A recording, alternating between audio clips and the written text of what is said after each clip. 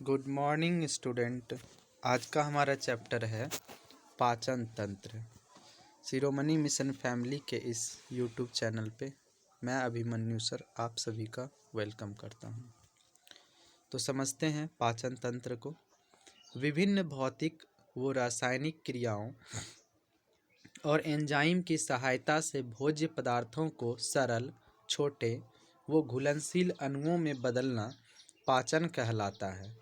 भोजन करने, पचाने, पचे हुए पदार्थों का अवशोषण करके इन्हें रुधिर में पहुंचाने तथा शेष निरर्थक पदार्थ का मल के रूप में परित्याग करने में शामिल सभी अंग पाचन तंत्र के भाग हैं। पाचन तंत्र में मुख से गुदा तक फैली एक लंबी आहार नाल होती है तथा इससे संबंधित कुछ सहायक अंग भी होते हैं। मनुष्य के आहार नाल की लंबाई औसतन 8 से 10 मीटर तक होती है। मुख, ग्रासन, गुहिका, ग्रासनली, अमाशय तथा आंत आहार नाल के प्रमुख भाग हैं। लार का स्रावन लार ग्रंथियों द्वारा होती है। यह हल्की अम्लीय pH = 6.8 होती है तथा इसमें लगभग 99.5% जल होता है। मनुष्य के मुख गुहा में लगभग 1 से 1.5 लीटर लार का स्राव प्रतिदिन होता है। लार भोजन को गीला करने तथा उसकी लुगदी बनाने में सहायक होती है, जिससे उसे आसानी से निगला जा सके। लार में टाइलिन होता है जो स्टार्च को शर्करा में तोड़ता है। लार में लाइसोजाइम नामक एंजाइम भी उपस्थित होता है जो भोजन के साथ आए हुए जीवाणुओं को नष्ट करने में सहायक होता है। एमाइलेज नामक एंजाइम का स्राव लार ग्रंथियों तथा अग्न्याशय द्वारा किया जाता है, जो कि भोजन में उपस्थित स्टार्च को जल अपघटन द्वारा माल्टोज में परिवर्तित करता है, जो बाद में ग्लूकोज अणुओं में टूट जाता है। यकृत मानव शरीर की सबसे बड़ी ग्रंथि है। यह उदर गुहा में डायफ्राम के ठीक नीचे, अर्थात इसको स्किप करते हैं। अगर सवाल पूछा जाए कि भोजन का पाचन कहाँ से होता है तो इसका आंसर होगा मुख से ही प्रारंभ हो जाता है भोजन का पाचन। मुख में लार होता है, टाइलिन एंजाइम या फिर लारीय एमाइलेज। उसके बाद भोजन जाएगा ग्रस नली में, भोजन को अमाशय तक ले जाएगा। फिर यहाँ डायफ्राम है, उसके नीचे अमाशय है। अमाशय में हाइड्रोक्लोरिक अम्ल होता है और पेप्सिन एंजाइम, और यहीं पे प्रोटीन का पाचन होता है।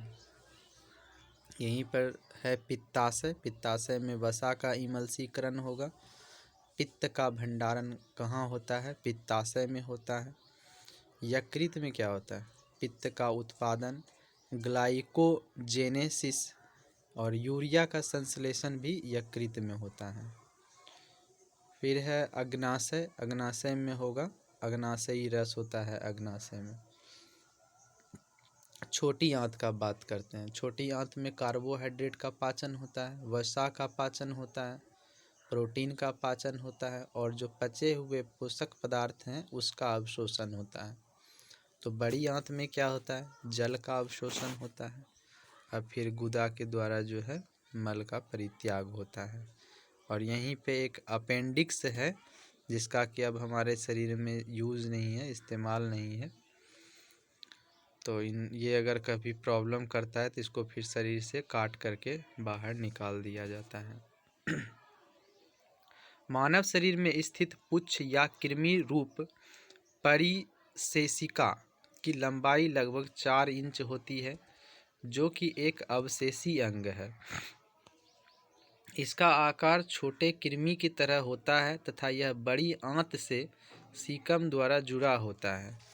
एंजाइम मूलतः प्रोटीन होते हैं जो वायु उत्प्रेरक के रूप में जैव रासायनिक क्रियाओं को उत्प्रेरित या उनकी गति बढ़ाने का कार्य करते हैं। जैव क्रिया में एक विशेष प्रकार के एंजाइम एक विशेष कार्यों को संपादित करते हैं ये उसी प्रकार कार्य करते हैं जिस प्रकार एक ताले को खोलने के लिए विशेष चाबी होती है। जाइमेज नामक एंजाइम ग्लूकोज को इथेनॉल में परिवर्तित करता है। मानव शरीर में पाचन का अधिकांश भाग किस भाग में संपन्न होता है? छोटी आंत होना चाहिए। छोटी आंत में। मानव शरीर में पाचन का अधिकांश भाग छोटी आंत में संपन्न होता है। इसके अलावा पचे हुए पदार्थ का अवशोषण मुख्यतः छोटी आंत में ही होता है। हालांकि भोजन का पाचन मनुष्य में मुंह से प्रारंभ होकर बड़ी आंत तक चलता रहता है। मनुष्य की मुख गुहा में निम्न में से किसका पाचन प्रारंभ होता है? कार्बोहाइड्रेट। मनुष्य की मुख गुहा में लार में उपस्थित एमाइलेज एंजाइम स्टार्च कार्बोहाइड्रेट का एक रूप है जो कि माल्टोज और डेक्सट्रिन में तोड़ देता है। इस प्रकार मुख गुहा में कार्बोहाइड्रेट का पाचन प्रारंभ होता है। लार निम्न में से किसके पाचन में सहयोग करती है? स्टार्च। लार के पाचन कार्यों में शामिल है भोजन को गीला करना और भोजन की लुगदी बनाना ताकि उसे आसानी से निगला जा सके। लार में एंजाइम एमाइलेज होता है जो स्टार्च को शर्करा में तोड़ता है। लार में लाइसोजाइम नामक एंजाइम होता है जो भोजन के साथ आए हुए जीवाणुओं को नष्ट करने में सहायक होता है। कथन 1। मानव शरीर में यकृत वसा के पाचन में महत्वपूर्ण भूमिका निभाता है। कारण आर। यकृत दो महत्वपूर्ण वसा पाचक एंजाइम उत्पन्न करता है। कथन ए सही है। मानव शरीर में यकृत वसा के पाचन में महत्वपूर्ण भूमिका निभाता है। यकृत से पित्त की थैली में पित्त रस पहुंचता है जो वसा युक्त भोजन के पाचन में महत्वपूर्ण भूमिका निभाता है। यकृत वसा पाचक एंजाइम नहीं उत्पन्न करता है। एंजाइम एक बायो उत्प्रेरक है। एंजाइम वस्तुतः प्रोटीन होते हैं जो बायो उत्प्रेरक के रूप में जैव रासायनिक क्रियाओं को उत्प्रेरित या उनकी गति को बढ़ाने का कार्य करता है। एंजाइम मूलतः क्या है? एंजाइम एक प्रोटीन है। एंजाइम मूलतः प्रोटीन होते हैं जिनका निर्माण मूलतः नाइट्रोजनीय पदार्थों या अमीनो अम्ल के संश्लेषण द्वारा होता है। जैव क्रिया में एक विशेष प्रकार के एंजाइम एक विशेष कार्यों को संपादित करते हैं।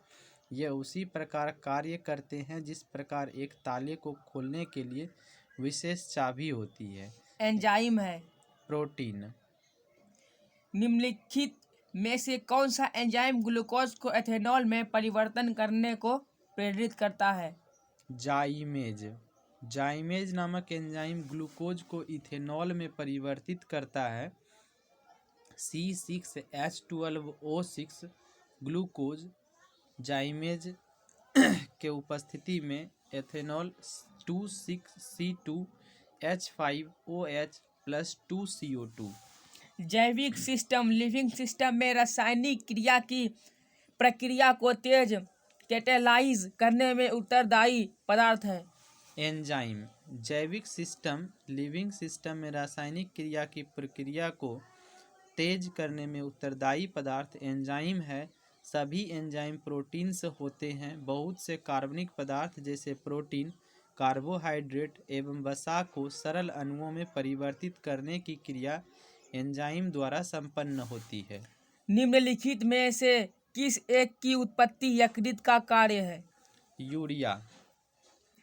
यकृत मानव शरीर की सबसे बड़ी ग्रंथि है। यह उदर गुहा में तंतुपट अर्थात डायफ्राम के ठीक नीचे आंत्रयोजनी अर्थात मीसेंट्री से संयुक्त गहरे लाल भूरे रंग का होता है। इसका भार लगभग 3 पौंड होता है। यह मानव शरीर का एक महत्वपूर्ण पाचक अंग है जिसके द्वारा लगभग 500 क्रियाओं का संपादन किया जाता है। इसकी कुछ मुख्य क्रियाएं हैं जैसे पित्त का उत्पादन, रक्त प्लाज्मा के कुछ प्रोटीनों का उत्पादन, ग्लाइकोजेनोसिस क्रिया द्वारा ग्लूकोज का ग्लाइकोजन में परिवर्तन, रक्त में अमीनो अम्ल का नियमन तथा विषाक्त अमोनिया को यूरिया में परिवर्तित करना आदि। लिपिड्स का पाचन निम्नलिखित में से कुछ की उपस्थिति में होता है। पित्त अम्ल और लाइपेज। हमारे भोजन सामग्री में अधिकांश लिपिड्स सरल वसाओं अर्थात ट्राइग्लिसराइड्स के रूप में होते हैं। लिपिड्स के पाचन में लाइपेज नामक एंजाइम की महत्वपूर्ण भूमिका होती है। यह लिपिड्स को वसीय अम्लों तथा मोनोग्लिसराइड्स में विखंडित करते हैं। पित्त में कोई पाचक एंजाइम नहीं होता, फिर भी यह लिपिड्स के पाचन एवं अवशोषण में सहायक होता है। यह वसा का इमल्सीकरण करता है। पेप्सिन नामक एंजाइम प्रोटीन के पाचन में सहायक होता है। मानव तंत्र में निम्नलिखित में से कौन सा एक पाचक एंजाइम नहीं है? तो गैस्ट्रिन नहीं है। पाचक एंजाइम है क्या? Trypsin, ptyalin, pepsin. Trypsin, ptyalin तथा पेप्सिन पाचक एंजाइम है जिनका स्राव क्रमशः अग्न्याशय, लार ग्रंथि तथा आमाशय द्वारा किया जाता है। ट्रिप्सिन एक पेप्टाइडेज है जो पेप्टाइड्स को तोड़ने का कार्य करता है। टायलिन नामक एंजाइम लार में पाया जाता है जो मंड को माल्टोज तथा डेक्स्ट्रिन में तोड़ने का कार्य करता है। जबकि गैस्ट्रिन एक हार्मोन है जो कि आमाशय में जी कोशिकाओं तथा ग्रहणी द्वारा मुक्त होती है। यह आमाशय के द्वारा गैस्ट्रिक अम्ल के स्रावन को उद्दीप्त करता है। कथन ए, हमारे आहार में सभी प्रोटीनों का पाचन केवल क्षुद्रांत में होता है।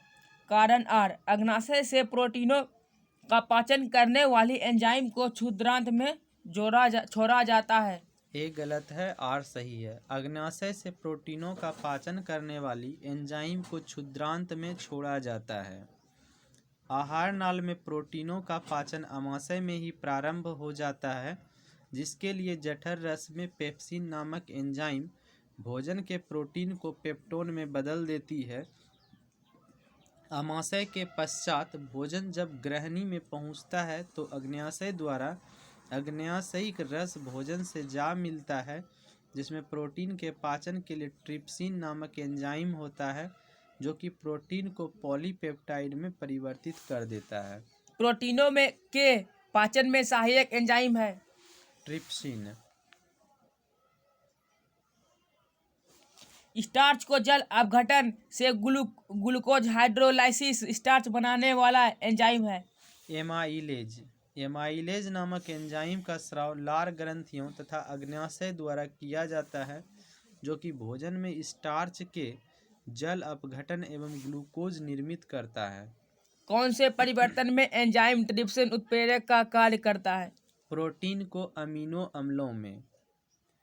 नेक्स्ट है, ट्रिप्सिन नामक एंजाइम का स्राव अग्न्याशय द्वारा किया जाता है जो कि प्रोटीन को अमीनो अम्लों में परिवर्तन के लिए उत्प्रेरक का कार्य करता है।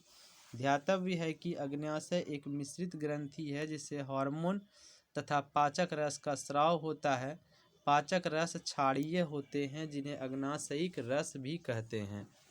मानव शरीर में पुच्छ कौन सी संरचना से संलग्न होता है? Option A, बृहदांत्र। मानव शरीर में स्थित पुच्छ या कृमि रूप परिशेषिका एक अवशेषी अंग है। यह छोटी व बड़ी आंत के जोड़ के पास स्थित होता है।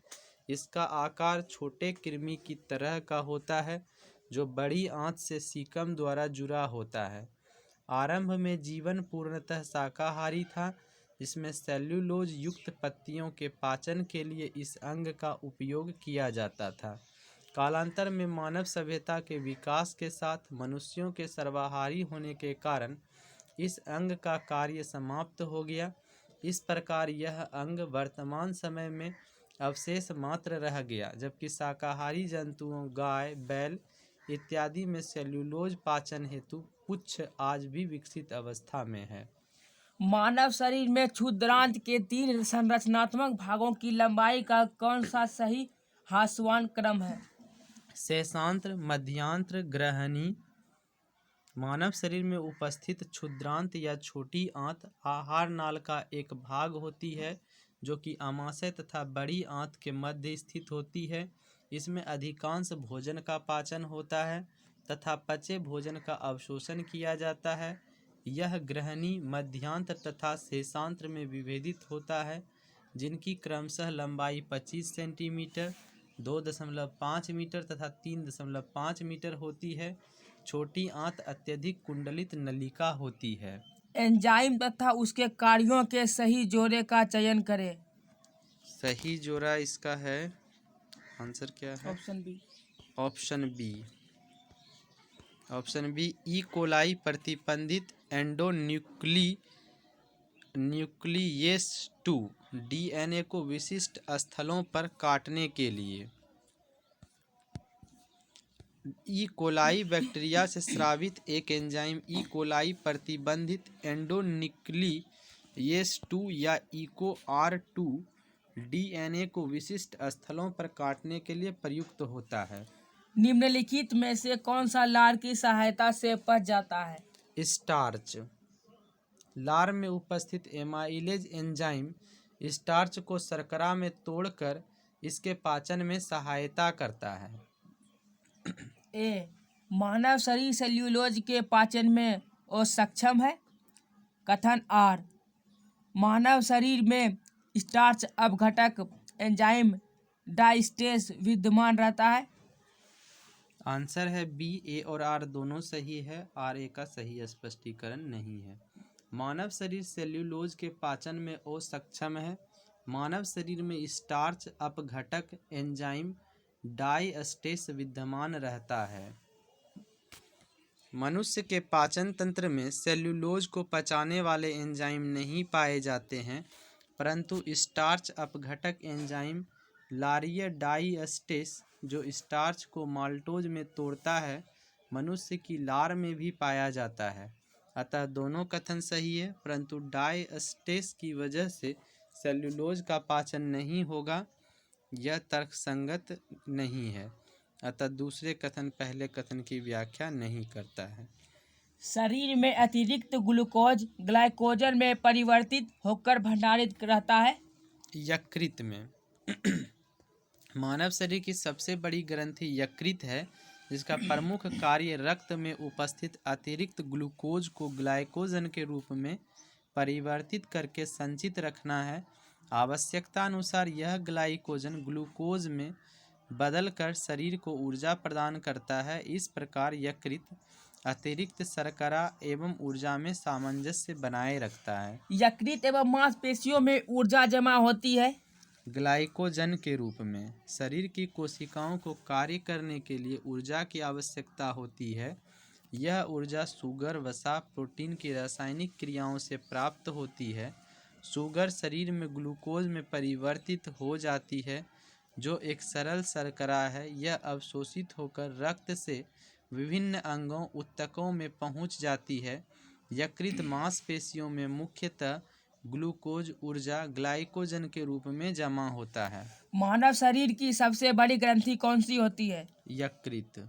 मानव शरीर की सबसे बड़ी ग्रंथि यकृत है, जबकि शरीर की सबसे बड़ी अंतःस्रावी ग्रंथि अबटू ग्रंथि है। यकृत लगभग 15 से 22 सेंटीमीटर लंबा एवं चौड़ा तथा भार में लगभग 1.5 किलोग्राम होता है। यह एक प्रमुख पाचक ग्रंथि है, जो कि कार्बोहाइड्रेट उपापचय, वसा उपापचय, पित्त का स्रावन इत्यादि कार्य करती है।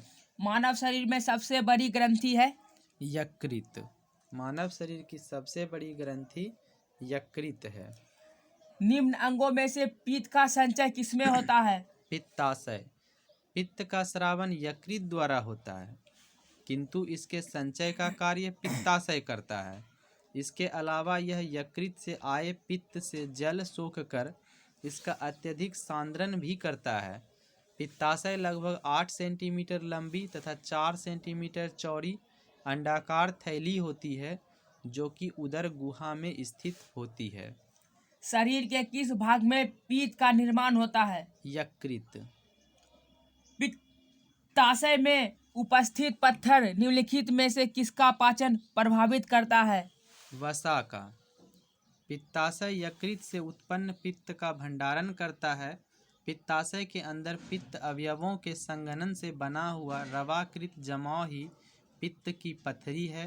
पित्त की पथरी वसायुक्त भोजन के पाचन में समस्या उत्पन्न कर सकती है। समान मानव के संदर्भ में निम्न कथनों पर विचार कीजिए। नंबर 1, HCl की मौजूदगी की अनुक्रिया के रूप में ग्रहण से सेक्रेटिन उत्पन्न होती है। नंबर 2, वसी अम्लों की मौजूदगी की अनुक्रिया के रूप में क्षुद्रांत से एंटेरोगेस्ट्रोन उत्पन्न होता है। दोनों सही है। पहला, HCl की मौजूदगी की अनुक्रिया के रूप में ग्रहणी से सेक्रेटिन उत्पन्न होती है। दूसरा, वसीय अम्लों की मौजूदगी की अनुक्रिया के रूप में क्षुद्रांत से एंटेरोगेस्ट्रोन उत्पन्न होता है। सेक्रेटिन नामक हार्मोन का स्रावन कायम की अम्लीयता प्रोत्साहित होता है, जो कि जठरीय स्रावन को रोकता है। क्षुद्रांत द्वारा एंटेरोगेस्ट्रोन नामक हार्मोन का स्रावन होता है। निम्नलिखित में से कौन सा एंजाइम प्रोटीनों को एमिनो अम्लों में विघटित करता है? पेप्सिन। प्रोटीनों का पाचन आमाशय में प्रारंभ होता है। आमाशय में पेप्सिन नामक एंजाइम प्रोटीन को छोटे पॉलीपेप्टाइड और उनके घटक एमिनो अम्लों में विघटित करता है। सूची 1 को सूची 2 से सम्मिलित कीजिए और सूचियों के नीचे दिए गए कूट का प्रयोग करके सही उत्तर चुनिए। आंसर है 2, 3, 1, 5। टाइलिन स्टार्च को पचाता है। पेप्सिन प्रोटीन को पचाता है। रेनिन रक्त में एंजियोटेंसिनोजेन को एंजियोटेंसिन में बदलता है। ऑक्सीटोसिन मसृण पेशियों में सिकुड़न प्रेरित करता है। फिर से, टाइलिन स्टार्च को पचाता है। पेप्सिन प्रोटीन को पचाता है।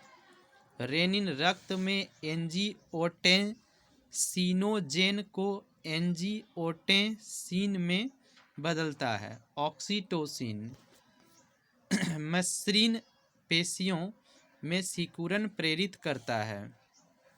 सूची 1 को सूची 2 से सम्मिलित कीजिए और सूचियों के नीचे दिए गए कूट का प्रयोग करके सही उत्तर चुनिए। आंसर है बी, 2, 1, 4, 3। 2, 1, 4, 3 का मतलब हो गया vitamin, carotene, enzyme, pepsin, hormone, testosterone, progesterone और प्रोटीन कैरेटीन। फिर से, vitamin, carotene, enzyme, pepsin, hormone, testosterone, progesterone, protein केरेटीन। Column 1 को कॉलम 2 से सम्मिलित कर नीचे दिए गए कूटों की सहायता से सही उत्तर का चयन कीजिए। आंसर है सी, 4, 1, 5, 2, 3।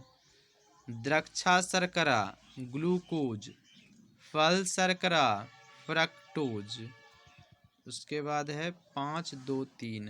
दुग्ध शर्करा लैक्टोज, चीनी सुक्रोज, स्टीविया प्राकृतिक स्वीटनर। फिर से, द्राक्षा शर्करा ग्लूकोज, फल शर्करा फ्रक्टोज, फोसे फल फोसे फ्रक्टोज, दुग्ध शर्करा लैक्टोज, चीनी सुक्रोज, स्टीविया प्राकृतिक स्वीटनर।